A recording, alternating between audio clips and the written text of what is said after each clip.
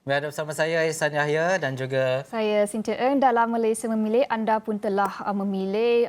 Pusat pembuangan undi sudah pun tutup hampir 2 jam tadi dan kita masih menunggu keputusan rasmi daripada SPR, tetapi sementara itu kami juga membawakan keputusan tidak rasmi di televisyen, di social media, semua platform Astro Awani. Anda boleh terus sahaja ke pru.astroawani.com dan juga rakan-rakan setugas berada di seluruh negara untuk membawakan perkembangan terkini di hot seat dan juga di set studio dan juga di set Dewan Rakyat ini. Kalau kita boleh naikkan wajah-wajah rakan setugas di seluruh negara yang telah bertapak di negeri-negeri dah lama.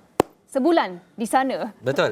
Ini antara lokasi-lokasi penting yang kami bawakan kepada anda di WTC Kuala Lumpur. Raja Hisham, Raja Said, Barisan Nasional berada di sana. Perikatan Nasional di Glenmary Golf and Country Club bersama dengan Hafizi Rosli. Pakatan Harapan di Dorset Subang bersama dengan Afizi Azaman dan juga kita bersama dengan Rahimah Abdullah yang kini berada di SPR Putrajaya. Perkembangan ini kami bawakan kepada anda dari semasa ke semasa dan untuk waktu ini kita nak bersama dengan siapa dulu, Cynthia? Kita kalau anda kita bersama Ima dulu. Ya, kita bersama dengan Rahimah mungkin membawa perkembangan dari SPR. Langsung dari sana, saya pasti belum ada lagi keputusan rasmi dikeluarkan SPR, tapi bagaimana perkembangan dan juga situasi di sana? Ya, Ehsan dan Cynthia, apa yang dapat saya katakan, saya berada di SPR Putrajaya di mana setakat ini betul belum diumumkan lagi keputusan rasmi dibuat oleh pihak SPR dan dijangkakan satu sidang media juga akan diadakan selepas keputusan berkenaan iaitu oleh Pengerusi Suruhanjaya Pilihan Raya SPR Tan Sri Abdul Ghani Saleh dalam satu sidang media tadi nanti. Dan SPR pada malam ini dijangka mengumumkan keputusan lebih 220 parlimen yang menang pada PRU 15. Ia berikutan 2 lagi pilihan raya di Parlimen Padang Serai dan Baram ditangguhkan dan dalam masa sama ia akan turut mengumumkan sebanyak 116 DUN yang dimenangi calon dan parti bertanding. Ia memandangkan pilihan raya DUN Tioman juga ditangguhkan susulan kematian salah seorang calonnya. Okey, apa yang kita dapat fahami bagaimana penjumlahan rasmi undi ataupun keputusan di mana pegawai pengurus di bahagian pilihan raya masing-masing akan menjumlah undi yang diterima daripada ketua tempat mengundi dan penolong pengurus pengundian pos dan mengisytiharkan keputusan pilihan raya bagi bahagian pilihan raya masing-masing. Dan setelah mendapat keputusan rasmi daripada semua bahagian pilihan raya di semua negeri, SPR akan bagi tujuan mengumumkan keputusan pilihan raya dan seterusnya parti yang mendapat majoriti mudah atau 2/3 untuk membentuk kerajaan akan diisytiharkan selepas itu. Ehsan dan Cynthia. Baik, terima kasih Rahimah atas laporan itu tadi dan seterusnya kita nak bersama dengan Hafizi Rosli di Pusat Media Utama Perikatan Nasional di Shah Alam. Teruskan Hafizi. Baik, pertama kali saya ingin mengucapkan ribuan terima kasih kepada Perikatan Nasional kerana memilih Astro Awani memaparkan di skrin belakang ini liputan kami dan juga berita-berita di Astro Awani. Dan kalau kita dapat lihat di Pusat Media Utama Perikatan Nasional PN di Shah Alam di Selangor ini, dapat saya katakan pada ketika ini keadaannya tenang saja. Saya masih lagi belum menerima ataupun nampak lagi kelibat mana-mana ahli politik dan juga pimpinan tertinggi di sini, dan juga apa yang kita dapat saksikan juga pastinya keputusan PRU ke-15 akan terarah di sini melihat kepada calon-calon bagi Perikatan Nasional PN di seluruh negara. Dan sebelum ini kalau kita dimaklumkan, Perikatan Nasional telah mempertandingkan 180 calon di seluruh negara, dan kita tahu juga Perikatan Nasional ada negeri-negeri yang menggunakan logo dan juga bendera Perikatan Nasional, dan juga ada negeri yang menggunakan logo dan juga bendera PAS iaitu di Kelantan dan juga di Terengganu. Jadi itu sedikit sebanyak gambaran awal dapat saya bawakan di sini. Pastinya selepas ini saya akan bawakan keputusan rasmi ataupun tidak rasmi calon-calon Perikatan Nasional di 180 kerusi parlimen di seluruh negara untuk PRU ke-15. Terima kasih Hafizi atas laporan itu tadi, sebab ini bukan sekadar waktu ini saja mereka akan berada di sana sehingga selesai. Sehinggalah selesai mendapat keputusan rasmi daripada SPR, dan kita di Astro Awani juga akan bersama anda. Bukan sahaja selepas mendapat keputusan rasmi, kita juga akan berada dengan anda apabila Perdana Menteri baru diumumkan, kerajaan baru diumumkan. Dan itu semua kami akan bawakan bukan sahaja di Astro Awani TV dan juga di semua platform media sosial, Ihsan. Baik, kita nak terus ke World Trade Center Kuala Lumpur bersama dengan Raja Hisham Raja Zaid. Silakan Raja Hisham. Terima kasih Ehsan dan Cynthia. Saya kini berada di luar rega di WTC ini, Ehsan, di mana debaran sangat turut dirasai kerana di ruang lega ini begitu ramai ahli-ahli daripada Barisan Nasional selepas sebaik saja penutupan pusat-pusat mengundi sekitar jam 5 petang tadi, dan kini sejak jam 7 petang tadi ahli-ahli anggota Barisan Nasional mula membanjiri dan masuk ke sini selain daripada petugas-petugas media yang telah lebih awal berkumpul, dan kerana di sinilah tempat kebiasaannya, tradisinya, di mana Barisan Nasional kepimpinan tertinggi Barisan Nasional akan meraihkan kemenangan dan sebagainya. Dan secara tradisinya juga nampaknya ia akan diteruskan walaupun kita tidak mengetahui jumlah ataupun keputusan semasa yang akan dikeluarkan oleh SPR sebentar nanti mungkin. Tetapi di sini disediakan tempat di mana para petugas media telah pun berada sejak petang tadi, di mana Awani adalah antara yang dipaparkan di skrin besar yang disediakan. Keputusan-keputusan tidak rasmi kita keluarkan akan keluar di skrin, begitu juga anda, Ehsan dan juga Cynthia. Ke semua wartawan dan petugas media ketika ini sangat merasai debaran itu. Dan saya setakat ini belum lagi melihat kelibat daripada pemimpin-pemimpin tertinggi Barisan Nasional ataupun UMNO yang masuk. Tapi ahli-ahlinya sudah mula semakin ramai, dan kita jangkakan ada majlis tertentu yang telah pun disediakan di Dewan Tun Hussein On, di mana tempat pengumuman calon sebelum ini yang kebiasaannya menjadi venue kepada sebarang event daripada Barisan Nasional, Ehsan. Baik, terima kasih Raja Hisham. Perkembangan dari WTC, dan dari WTC kita kini nak ke Grand Dorset Hotel di Subang pula, iaitu pusat headquarters atau pusat media untuk Pakatan Harapan. Siapa di sana, Ehsan? Kita ada Hafizi Azaman. Silakan Hafizi. Okey, baik, terima kasih Cynthia dan juga Ehsan. Saya kini berada di Grand Dorset Hotel, di mana di sini adalah tempat kumpulnya pemimpin-pemimpin tertinggi Pakatan Harapan serta calon-calon yang bertanding, yang kita tahu sebanyak 206 calon bertanding untuk Pakatan Harapan di seluruh negara. Walaupun bukan semua yang akan hadir, tetapi saya difahamkan bahawa di sini adalah tempat berkumpulnya mereka untuk menyaksikan pengumuman keputusan pilihan raya umum ke-15 yang telah pun kita saksikan 6 petang tadi telah pun berakhir proses pengundian dan sebagainya. Dan seperti yang dapat saksikan di belakang saya ini adalah paparan skrin undi Astro Awani, yang mana kalau kita saksikan mereka juga di bahagian dalam dewan ini telah pun memaparkan kerusi-kerusi secara tidak rasmi keputusannya yang telah pun diketahui setakat ini, dan mereka juga tengah membincangkan perkara yang sama, kerusi secara tidak rasmi. Keputusan rasmi kita masih lagi menunggu daripada pihak SPR untuk umumkan secara rasmi. Dan saya ingin pan sedikit kamera di sekitar saya ini, sebenarnya meriah sangat-sangat, dihadiri oleh pelbagai petugas media daripada dalam dan juga luar negara.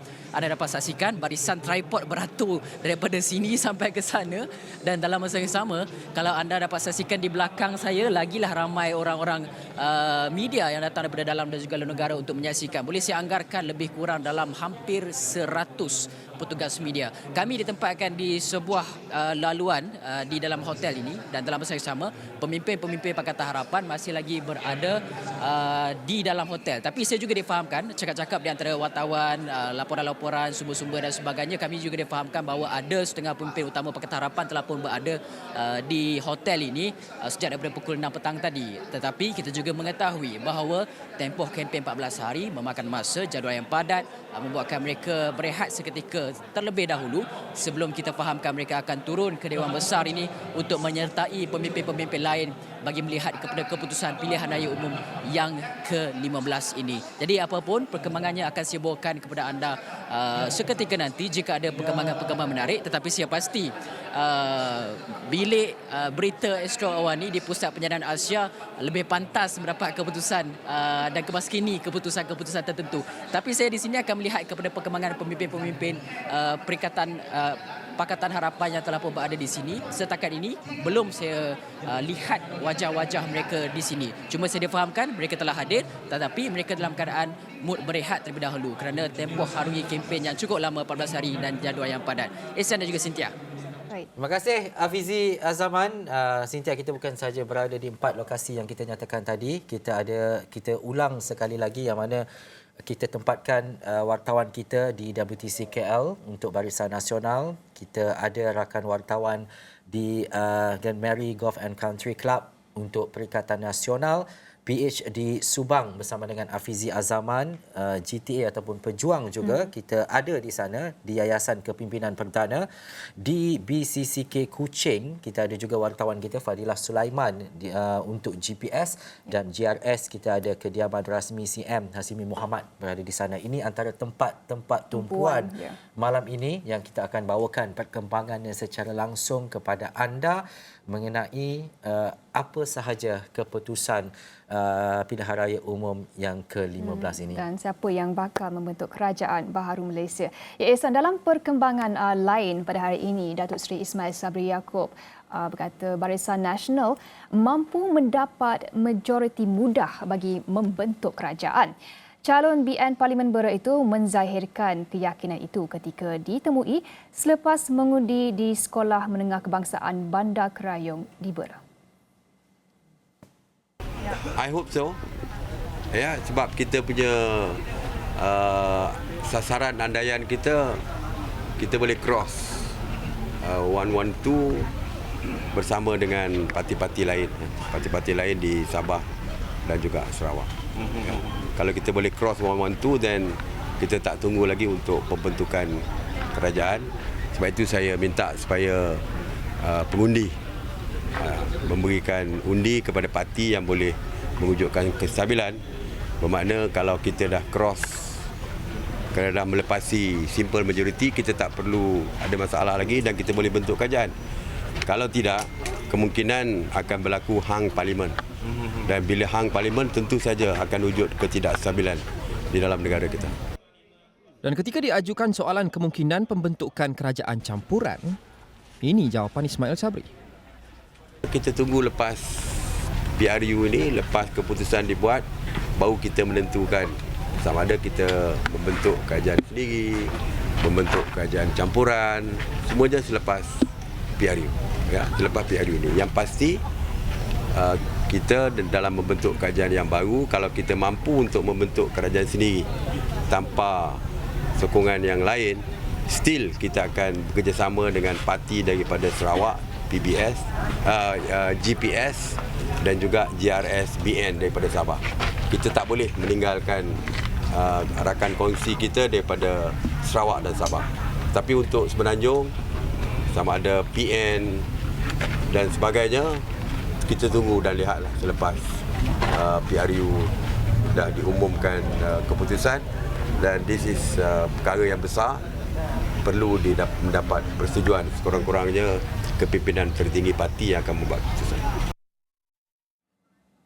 Sebarang pembentukan kerajaan campuran hanya akan diketahui selepas keputusan Pilihan Raya Umum ke-15.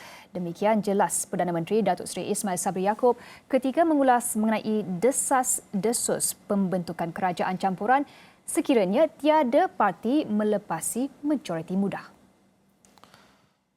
Ya, seperti saya kata, kita tunggu lepas PRU ini, lepas keputusan dibuat, baru kita menentukan sama ada kita membentuk kerajaan sendiri, membentuk kerajaan campuran, semuanya selepas PRU.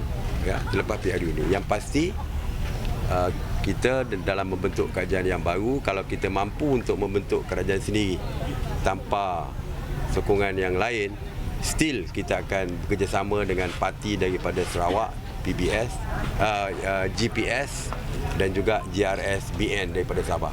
Kita tak boleh meninggalkan rakan kongsi kita daripada Sarawak dan Sabah. Tapi untuk Semenanjung, sama ada PN dan sebagainya. Kita tunggu dan lihatlah selepas PRU dah diumumkan keputusan, dan this is perkara yang besar, perlu mendapat persetujuan sekurang-kurangnya kepimpinan tertinggi parti yang akan membuat keputusan. Beliau berkata demikian selepas mengundi di Sekolah Menengah Kebangsaan Bandar Krayong Bera pada Sabtu. Ismail Sabri tiba sekitar pukul 9.30 pagi ditemani isterinya Datin Sri Muhaini Zainal Abidin. Beliau yang juga calon BN Parlimen Bera itu dilihat meluangkan masa beramah mesra dengan pengundi sementara menunggu gilirannya. Seramai 73,860 pengundi dijangka menunaikan tanggungjawab mereka di Parlimen itu. Parlimen Bera menyaksikan pertembungan 3 penjuru. Bukan sahaja berita dan perkembangan terkini kami bawakan kepada anda. Pastikan anda lungsuri asrawani.com untuk mendapatkan dan juga perkembangan terkini. Tetapi dalam waktu ini juga kita dapatkan keputusan tidak rasmi dan juga rasmi sekiranya ada. Kita terus saja ke Luqman Haris ketika ini. Silakan Luqman. Ehsan, sememangnya ada dan malah banyak 2 jam kira-kira selepas pengundian ditutup, kita sudah mula dapat lebih banyak keputusan tidak rasmi dari serata negara, dan sudah tentu kita akan fokus kepada kerusi-kerusi yang terhangat dan juga terpanas, dan kerusi-kerusi lain juga selain daripada itu. Dan antara kerusi yang sudah tentu paling hangat adalah Tambun P063.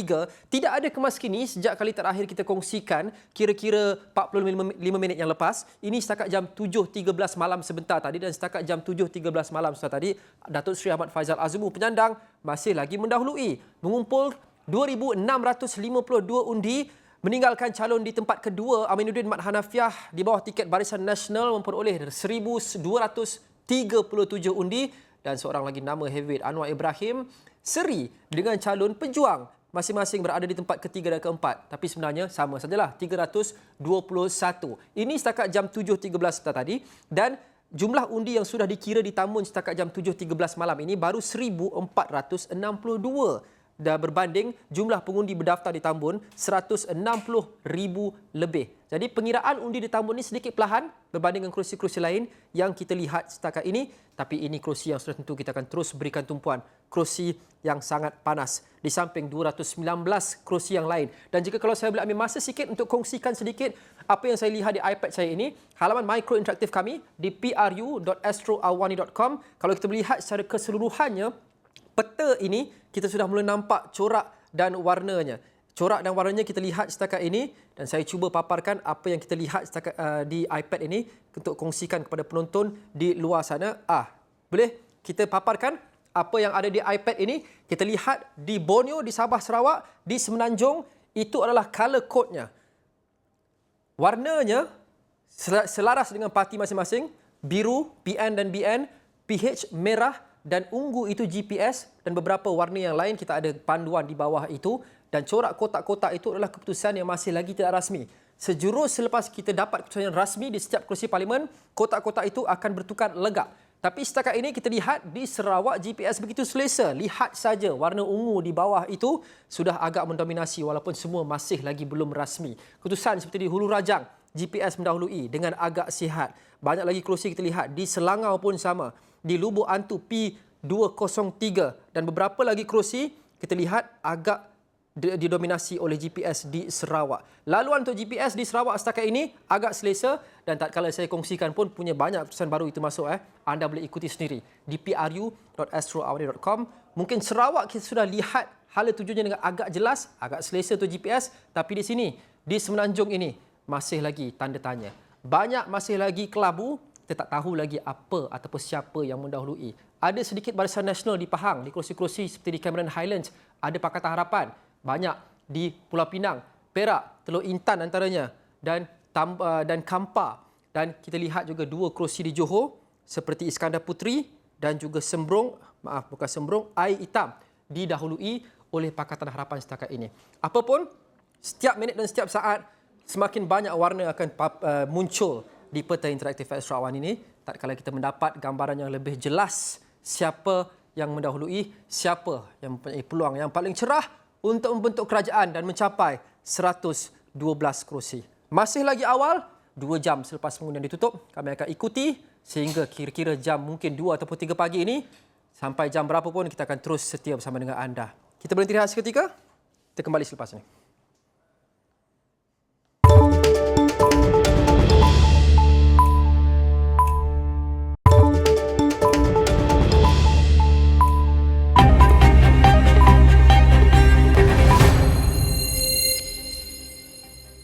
Baik, kembali dalam Malaysia Memilih. Sudah menderu bahasa dia. Kalau kita nak cakap keputusan tidak rasmi yang dah masuk ni, anda boleh lungsuri pru.astrawani.com dan anda boleh dapat melihat bayangan dan juga warna-warna yang kami letakkan untuk keputusan baharu yang diterima dan juga keputusan tidak rasmi.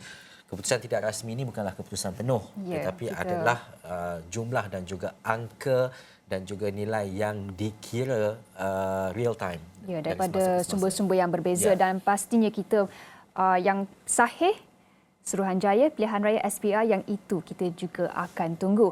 Tapi dalam kita menunggu keputusan PRU ke-15, kita juga ada banyak update.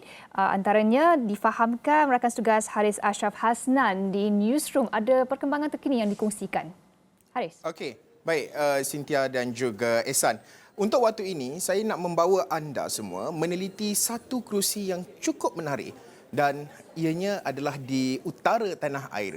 Kerusi Parlimen Arau. Dan saya tidak bersorangan, saya bersama dengan Firdaus Azil. Dan sudah tentu untuk waktu ini kita nak meneliti antaranya adalah berkenaan dengan calon yang diketengahkan. Datuk Seri Syahidan Kassim, penyandang kerusi Parlimen Arau ini, sebelum ini menang atas tiket Barisan Nasional. Tetapi kali ini bertanding di bawah tiket Perikatan Nasional. Dan juga apa anda yang boleh kita jangkakan, Firdaus?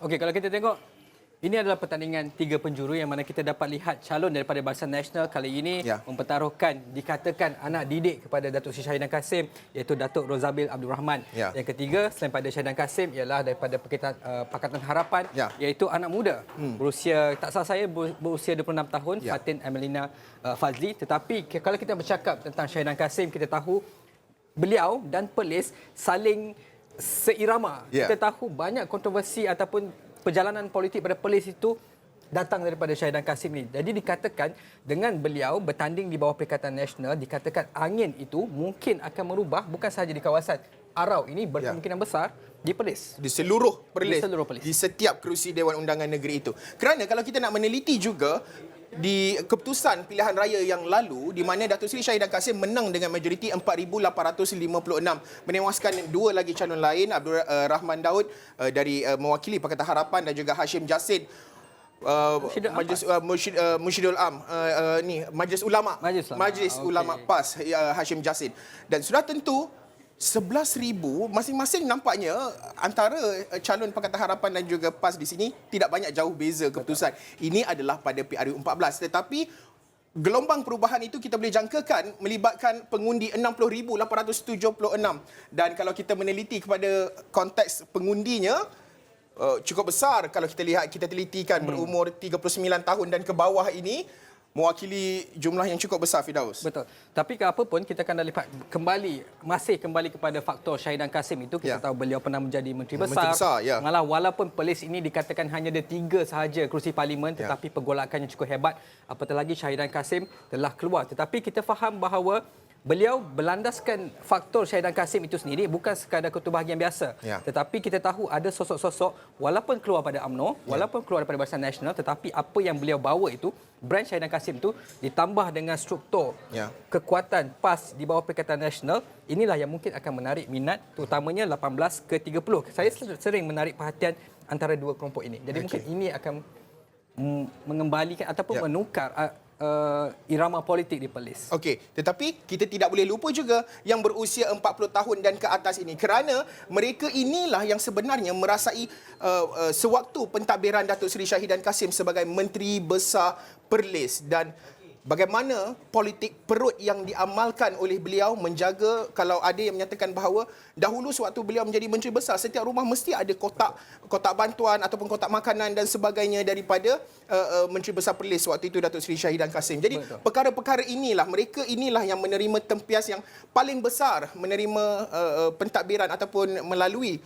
pentadbiran Datuk Seri Syahidan Kassim. Apa-apa pun kita tunggu pada sebelah malam nanti. Mampu atau tidak Rozabil menewaskan gurunya. Sama ada pilih calon ataupun pilih parti, itulah persoalan-persoalannya. Itu antara kerusi panas yang untuk kita bawakan pada ketika ini, Ehsan dan juga Cynthia. Firdaus Azil dan juga Haris, terima kasih. Kerusi, bila kita cakap pasal kerusi panas ni kan, tumpuannya adalah kerusi itu sendiri dan juga calon yang bertanding. Tetapi untuk tempoh ini saya nak tanyalah, tadi kita dah cakap berkaitan dengan ekonomi dan sebagainya, Datuk dan juga Hafizi. Tadi banyak Hafizi, ada 2 orang wartawan kita nama Hafizi, guest kita juga nak kerja datang jumpa mesti nama Hafizi. mesti nama Hafizi. Datuk, tadi kita kongsikan berkaitan dengan kerusi panas. Kalau Datuk sendiri untuk 221 kerusi parlimen, yang mana Datuk nak tengok dulu malam ni? Well, saya tak ada yang favourite Okey. antara yang panas. Saya rasa perlu kalau eloknya dapat secepat mungkin. Kawasan-kawasan yang pada saya jumlah pengundi ni kecil tu dilaporkan. Kan? Saya tak pasti lama mana yang perlu mengambil masa kalau jumlah pengundi tak ramai. Kenapa kita tunggu lama-lama? Saya rasa benda-benda ni perlu ini yang saya sebut tadi. Efficiency. Ini cut across semua. Masa pilihan raya juga. Takkan nak jadi lagi macam GE14 sampai kena ada orang kata, if you cannot stand the heat, get out of the kitchen. Saya rasa panas atau tidak, semua kita perlu treat equally. Sebab tiap-tiap kerusi itu bermakna pada rakyat terbanyak. Jadi kita nak tahu bila dah ada keputusan, laporkan supaya kita dapat sebarkan pada rakyat terbanyak. Okay. Kalau tengok dalam peta ni, di sebelah pantai timur, di Kelantan dan juga Terengganu dan di utara Kedah memang tidak ada keputusan dan juga kiraan tidak rasmi setakat ini. Tapi di Borneo nampaknya jelas di Sarawak. Di Sarawak. Sedangkan di Sarawak itu sepatutnya lebih besar, lebih jauh. Tapi kalau dia boleh buat, takkan di Semenanjung kita masih menghadapi masalah nak bawa peti undi ke tempat perkiraan dan sebagainya. Saya rasa ini dah 2022. Jadi Datuk tak ada kerusi tumpuan. Bagaimana pula dengan Hafizi? Ya, bagi saya kerusi tumpuan yang saya mahu lihat adalah Sungai Buloh. Kerana kerusi ini adalah menarik kerana kita ada satu figura yang agak terkenal dalam diri Khairi Jamaluddin. Tapi dalam masa yang sama, Pakatan Harapan juga telah mempunyai majoriti yang besar sejak 2013 di Sungai Buloh tersebut. Jadi adalah menarik untuk kita melihat sama ada di kawasan urban, adakah pengundi akan melihat kepada parti ataupun kepada sosok yang dikenali ramai. Dan bagi saya, Khairi mempunyai track record yang boleh dibandingkan oleh pengundi dan pengundi boleh membuat keputusan yang objektif dengan adanya berbagai sumber maklumat. Jadi adalah menarik untuk melihat keputusan Sungai Buloh ini. Undi calon atau undi parti, itulah persoalan yang kita tanya sejak 2 minggu lebih ini, Ehsan. Tapi apa yang pasti... Apa hasil survey itu? Tengok figuranya. Seperti yang Hafizi kata tadi, figura contohnya seperti Menteri Kesihatan Khairi Jamaluddin, the poll could be a bit stronger kalau melihat calon atau parti. Dan juga penting kita lihat Khairi ada opportunity untuk menunjukkan ada track record, tapi ada juga calon yang kita nampak 221 ni tiada lagi peluang untuk menunjukkan apa yang mereka ada, adakah mereka berkaliber atau tidak.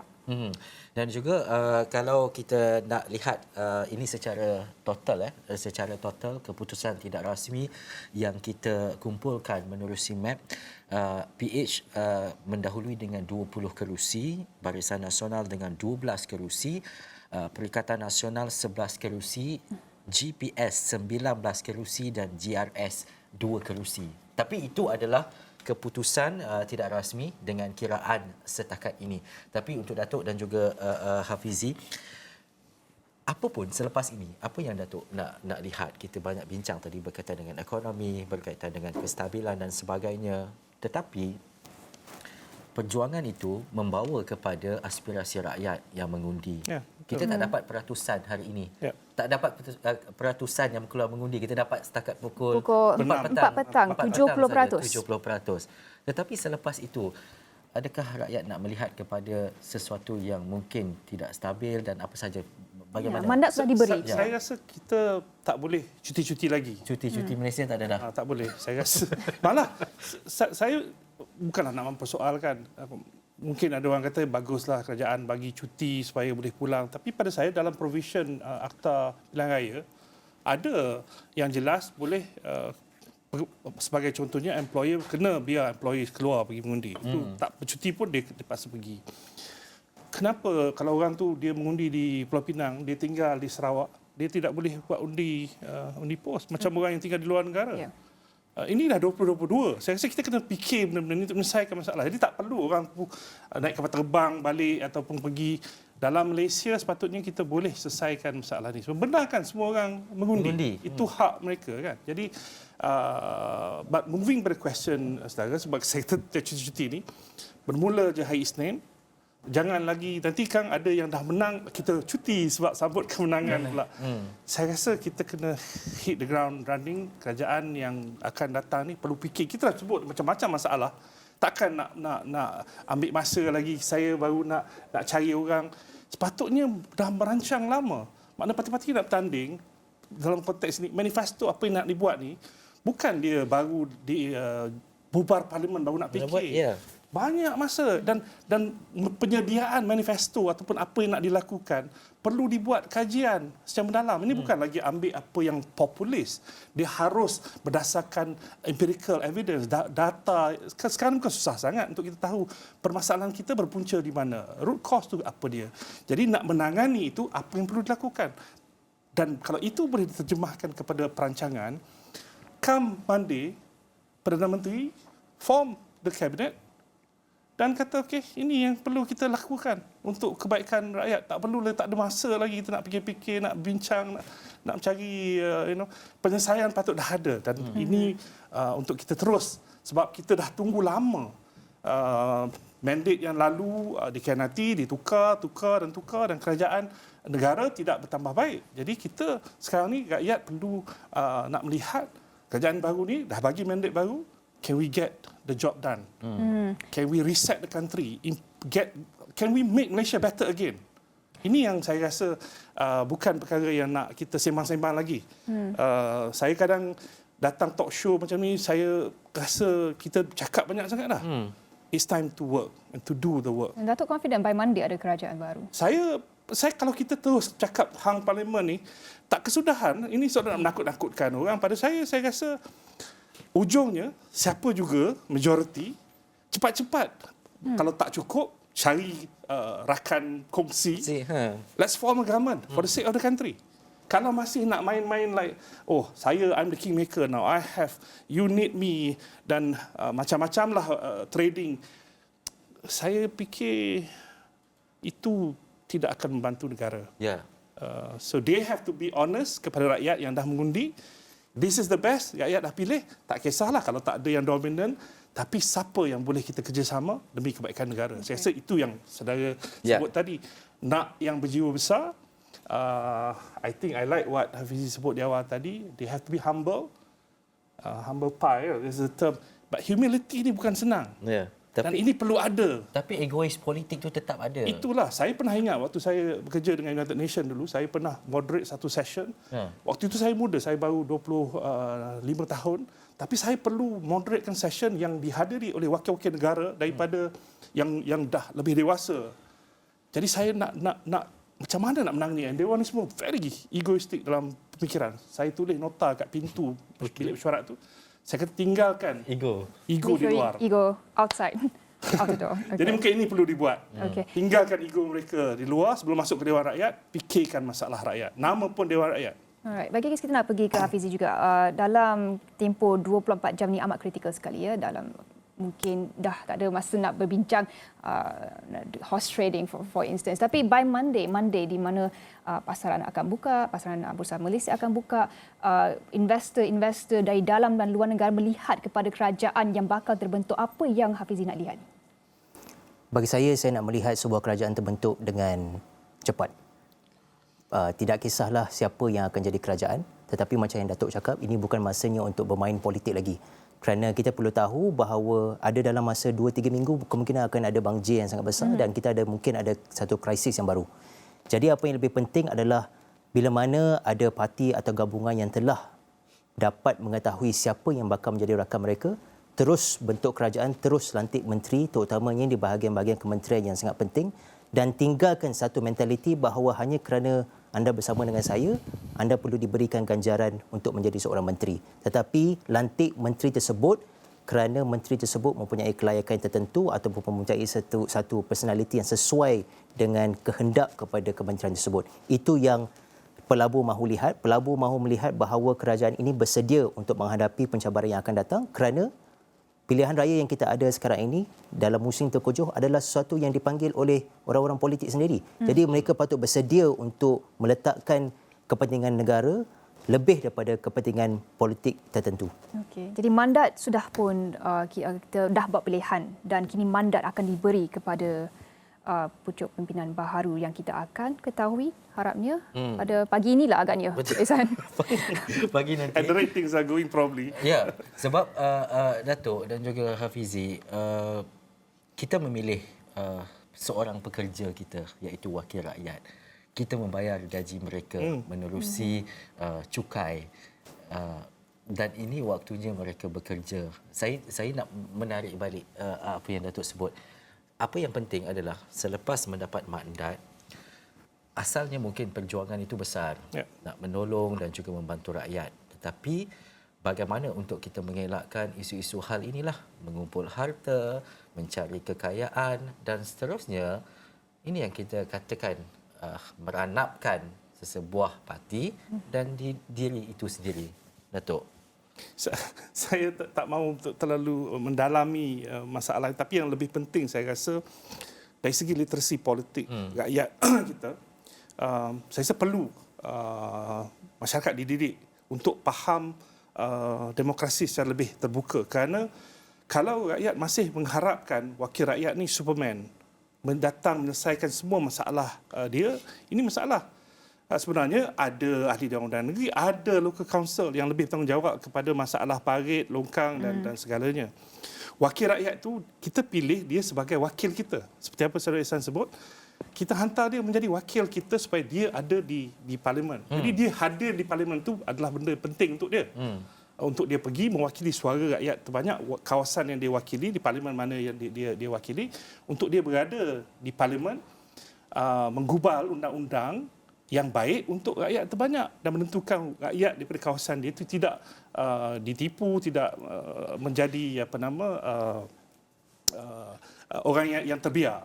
Jadi saya rasa yang lebih penting sekarang ni mendidik rakyat supaya tahu ini wakil rakyat, tugas dan tanggungjawab wakil rakyat. Wakil rakyat perlu lebih tahu tugas tanggungjawab mereka, apa yang perlu mereka lakukan. Jadi jangan ada antara mereka yang merasakan, oh saya nak tunjukkan pada rakyat terbanyak, saya kena selalu turun. Selalu turun tu maknanya dia tak menghadir di parlimen. Sedangkan ada orang lain yang perlu menangani. Ini yang saya rasa penting untuk sebagai mendidik masyarakat keseluruhan. Kita sambil kita maju sebagai sebuah negara, pendidikan tentang politik, tentang demokrasi ini juga penting. Sebab saya tak tahu sama ada mungkin ahli politik tak mahu rakyat bijak tentang ilmu politik. Mungkin untuk mereka manipulasi. Saya rasa tak patut. Patut tiap-tiap parti ada satu cawangan bahagian untuk mendidik rakyat. Jadi ini harapan saya, moving forward, rakyat perlu dididik sama-sama supaya mereka juga bijak dan tahu apa kehendak mereka supaya wakil rakyat dapat memberi khidmat kepada rakyat. Dan juga Hafizi, akhir sekali saya ringkas. Bagi saya, rakyat perlu menekan gabungan berkenaan dengan janji yang mereka telah janjikan dalam manifesto. Kerana buat pertama kalinya kita lihat ketika 3 gabungan utama mempunyai manifesto yang berunsurkan penyelesaian masalah ekonomi, tetapi sama ada realistik ataupun tidak, itu adalah satu tanggungjawab yang perlu dipenuhi oleh mereka yang telah menjanjikan janji-janji ini. Jadi rakyat perlu menekan, kalau anda janjikan 1 juta pekerjaan yang berkualiti tinggi dalam masa 5 tahun, buktikan. Ini masanya. Ada KPI-nya. Yep. Okey, baik. Terima kasih Saudara Hafizi Rosli dan juga Datuk Dr. Anis Yusuf. Hafizi Rosli tadi yang wartawan. Maaf. Hafizi Razali. Banyak sangat Hafizi. Banyak sangat Hafizi. Banyak sangat Hafizi. Tapi terima kasih banyak kepada tetamu kita hari ini dan juga anda jangan ke mana-mana kerana selepas ni kami akan sambung diskusi bersama Nazri Kahar, Zulfikri Yusof dan juga Melissa Idris. Tapi sebelum itu, Pakatan Harapan PH mahu bentuk kerajaan dengan majoriti mudah tanpa perlu berhadapan kemungkinan situasi parlimen tergantung. Pengerusinya Datuk Seri Anwar Ibrahim ketika ditemui selepas meninjau pusat pengundian di Sekolah Kebangsaan Manjoi 2 menegaskan PH mahu bentuk sebuah kerajaan yang stabil dengan menerima mandat daripada rakyat. No hung parliament. Well, we have explained to the general population, the voters, if there is that possibility of a hung parliament, which means we are back to this sort of horse trading, which we want to avoid. There should not be an ultimatum on court cases, on positions, on contracts, because we stand for good governance. So hopefully we'll be able to achieve that.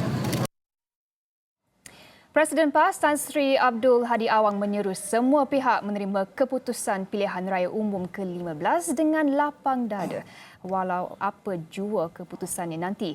Situasi tenang dan harmoni perlu terus dikekalkan tanpa sebarang provokasi atau kekicauan selepas pengumuman keputusan yang diumumkan Suruhanjaya Pilihan Raya. Dan katanya sepanjang tempoh berkempen ia berjalan dengan tenang dan aman. Kita manfaatkan amalan demokrasi dengan cara yang beradab dan bersopan. Alhamdulillah saya dapati tidak ada perkara yang tak diingini berlaku di seluruh negara. Ini satu keadaan yang baik, yang tenang. Kita harap suasana yang tenang aman ini berterusan walau apa pun keputusan pilihan raya. Dapatkan Wi-Fi kencang 50 MB paling jimat hanya RM99 sebulan. Layari astrofiber.com.my. Okey, perjuangan kita, Cynthia. Kita dah selesai. Kita dah selesai. Tak selesai lagi, banyak lagi. Banyak lagi kerja. Tapi kat TV ni dah selesai. Tapi selepas ini, Melissa Idris, Nazri dan juga Zulfitri Yusof bersama dengan barisan panelis akan bersama-sama dengan anda. Keputusan tidak rasmi juga kami bawakan kepada anda secara langsung sehingga terbentuknya sebuah kerajaan ataupun kita mendapat keputusan-keputusan secara rasmi daripada Suruhanjaya Pilihan Raya Malaysia, SPR. Baik, dan itu sahaja daripada kami dan kita ingin ke Lokman pula yang dikatakan ada perkembangan baru yang boleh dikongsikan. Silakan Lokman. Ya. Untung bagi Ehsan dan juga Cynthia, perjuangan sudah pun selesai di udara lah setakat ini, tapi perjuangan saya masih lagi bermula. Baru saja nak bermula nampaknya kerana saat-saat ini lebih kurang 2.5 jam selepas pengundian ditutup, seperti yang kita jangka, banyak keputusan tidak rasmi yang kita sudah mula dapat dari seluruh Malaysia dan yang terbaru adalah Bandar Tun Razak P124. Mungkin ada dengar ada bunyi ting-ting di situ, itu adalah ting-ting dari iPad saya di pru.astroawani.com. Setiap bunyi itu bermakna satu keputusan tidak rasmi baru sudah pun masuk dengan banyak dan kencang setakat ini. P124 Bandar Tun Razak menyaksikan Datuk Kamaruddin Jaafar mendahului dengan 1,116 undi yang berjaya beliau kumpul setakat ini. Di tempat kedua, Chew Yin Kin memperoleh 371 dan Datuk Seri Wan Azizah Wan Ismail memperoleh 180 undi setakat ini. Dengan kira-kira 1,500 undi yang sudah dikira, masih lagi awal. Ini pun setakat jam 8.12 malam sebentar tadi. Sudah tentu di Bandar Tun Razak ramai pengundinya, baru 1,500 dikira setakat ini, tapi apapun P124 langkah kanan juga untuk Perikatan Nasional, satu entiti yang masih lagi belum terbukti prestasi mereka di pilihan raya di Bandar Tun Razak agak memberangsangkan walaupun masih lagi awal. Apa lagi keputusan yang kita ada setakat ini? Satu lagi kerusi yang sangat panas, P98 Gombak menyaksikan calon Pakatan Harapan Datuk Seri Amiruddin Chari mendahului dengan agak sihat. 12,687 undi yang dikumpul, meninggalkan setakat ini penyandangnya Datuk Seri Azmin Ali yang memperoleh 8,157. Majoriti yang agak sihat kita setakat ini 8.29 malam, meninggalkan Datuk Seri Azmin Ali, Megat Zulkarnain Omar Din yang mewakili Barisan Nasional, calon Parti Pejuang Tanah Air Aziz Jamaluddin Muhammad Tahir 401 undi dan calon bebas di tempat terakhir, satu-satunya calon yang mengumpul hanya 2 digit sahaja undi setakat ini. Apapun yang kita sering bincangkan, Master versus Protege di Gombak, pertarungan dua menteri besar, Datuk Seri Amiruddin Chari, Datuk Seri Azmin Ali.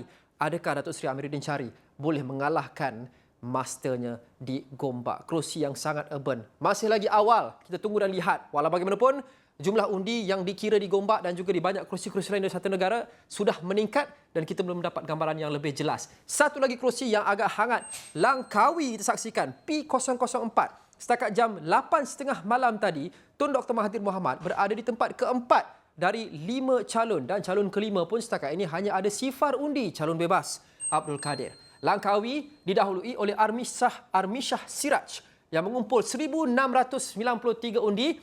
PN di tempat kedua, Suhaimi Abdullah 1,400 undi. PH di tempat ketiga, agak jauh beza dengan di tempat kedua. Zabiri Yahya hanya mengumpul 269 undi diekori Tun Dr. Mahathir Mohamad. Parti Pejuang Tanah Air 222. Corak di Langkawi setakat ini 8.30 malam, dua calon teratas itu dekat mengekori satu sama lain. PN dan BN berentap di situ. Tetapi Pejuang dan penyandang Mahathir Mohamad dan PH agak ketinggalan. Setakat jam 8.30 malam, berapa undi yang sudah dikira di situ? Kira-kira mungkin lebih kurang 3,000 lebih. Masih lagi agak terlampau awal. Bandar Tun Razak dan juga Langkawi. Keputusan adakah mengejutkan anda setakat ini? Mungkin ya, mungkin tidak. Kalau saya boleh kongsikan apa yang saya lihat di iPad saya ini bersama dengan anda di rumah, anda juga boleh layari dengan sendiri di pru.astroawani.com. Saya cuba kongsikan, saya cuba paparkan. Ya, di sini. Kita lihat ini adalah map interaktif kami. Semenanjung dan juga Borneo sudah tentu. Kita lihat color code kami di sini. Ini adalah keputusan rasmi dan juga tidak rasmi yang kami akan kongsikan secara real time. Anda lihat color code di situ, mungkin anda boleh teka. Biru itu mewakili BN dan juga PN. Merah itu PH. Ungu itu atau pink itu adalah GPS. Warisan adalah biru muda di Sabah itu. Dan anda juga boleh lihat legend ataupun panduan kami warna-warna lain mewakili parti-parti lain. Tetapi semuanya ada corak kotak-kotak. Bermakna parti itu mendahului di situ, tapi keputusan masih belum rasmi. Sebaik saja keputusan dirasmikan oleh SPR, di mana-mana satu kerusi parlimen, warna akan bertukar menjadi legap. Tidak ada kerusi lagi yang rasmi, ya baru kira-kira 2 jam setengah selepas pengundian ditutup. Masih agak awal, tapi kita sudah lihat trendnya di sini. Di Sarawak kita lihat GPS agak selesa. Lautan merah jambu ataupun lautan ungu di situ. Mereka sedang mendahului di hampir semua kerusi di situ. 1 atau 2 kerusi yang tidak didahului oleh GPS di Sarawak. Julau P209 lead ataupun led oleh Larry Seng Wei Shen dari PBM dengan 39% daripada jumlah undi yang dikira setakat ini. 12,818 undi sudah pun dikira di sini di kawasan yang mempunyai pengundi berdaftar hampir 35,000. Lead Larry Seng di situ agak sihat. Adakah beliau boleh go all the way? Satu lagi kerusi yang tidak menyaksikan GPS mendahului adalah Saratok Ali Biju, nama besar di situ. Mengumpul 6,713 undi setakat ini. Jauh meninggalkan calon GPS Gendam Jonathan Tait yang memperoleh lebih sedikit daripada 3,000 undi, 3,095 undi. PH jauh ketinggalan dengan 10,144 undi sudah dikira. PH ketinggalan hanya 336. Dengan pengecualian beberapa kerusi di Sarawak, kita lihat hampir keseluruhan kerusi selesa diterajui ataupun didahului di GPS. Itu corak awal yang kita saksikan. Tapi di Semenanjung, mari kita saksikan masih lagi bercampur di sini. Ada merah, ada biru, ada juga color-color lain ataupun warna-warna lain. Perikatan Nasional kita lihat mendahului setakat ini di beberapa kerusi termasuk Mersing. P154 Islahuddin Abbas mengumpul 623 undi. Tapi lihat di bawah itu, baru 975 undi dikira di kawasan yang mempunyai hampir 67,000, lebih 66,000 pengundi di Mersing. 5 penjuru, sangat sengit, masih lagi terlampau awal untuk kita lihat di sini. PN juga mendahului di beberapa negeri. Di Machang, Kelantan, Wan Ahmad Faisal, muka baru di Machang, mendahului setakat ini dengan 162 undi, meninggalkan calon di Pakatan Harapan 42 undi. Tapi di sini antara jumlah ataupun antara kadar pengiraan undi yang setakat ini paling perlahan, baru 211 undi dikira di kawasan parlimen yang mempunyai hampir 89,000. Barisan Nasional berprestasi agak memberangsangkan di kawasan-kawasan di Pahang seperti yang dijangkakan. Di Cameron Highlands, ini Machang sebelum kita pergi Cameron Highlands, lebih detail di sini. Wan Ahmad Faisal lebih jelas. 162 dikumpulkan oleh Wan Ahmad Faisal di tempat pertama. Di tempat kedua, Pakatan Harapan Rosli Alani Abdul Kadir hanya mengumpul 42 undi. Jazlan Yaakob membawa tiket Barisan Nasional hanya mengumpul 7 undi setakat ini. Parti Pejuang tidak ada undi lagi setakat jam 8.31 malam. Kalau saya boleh kembali ke iPad ini untuk saya kongsikan beberapa kerusi di Pahang sebelum kita kembali ke studio bersama dengan rakan setugas. Di Cameron Highlands kita lihat Ramli Muhammad Noor mendahului dengan 402 undi di Cameron Highlands, meninggalkan calon Pakatan Harapan Cheong Yok Yong mewakili PH yang memperoleh 328 undi. Begitu banyak alert yang masuk setakat ini. Sukar untuk kita lihat keputusan pun, itulah dia. Kehangatannya semakin meningkat. Tidak sempat pun kita catch up dengan keputusan satu-satu kerusi. Banyak notifikasi yang masuk. Apapun di Cameron Highlands, Ramli Muhammad Noor, calon Barisan Nasional sedang mendahului dengan jumlah undi yang sudah pun dikira 843. Banyak lagi kita akan kongsikan tak kala kita mendapat gambaran dan pencerahan yang lebih berkenaan dengan kerusi-kerusi lain ini, sama ada keputusan rasmi ataupun tidak rasmi. Mungkin semakin lewat nanti, semakin kita dapat gambaran yang jelas berkenaan dengan kedudukan setiap parti dan mungkin gambaran penuh. Setakat ini gambaran jelas kita lihat adalah di Sarawak, di mana GPS cukup selesa. Tapi di Sabah, di Semenanjung, masih lagi sesiapa boleh mengambilnya. Kita kembali kepada rakan setugas di studio untuk teruskan perbincangan. Sebelum itu kita berhenti rehat seketika. Kita akan kembali selepas ini.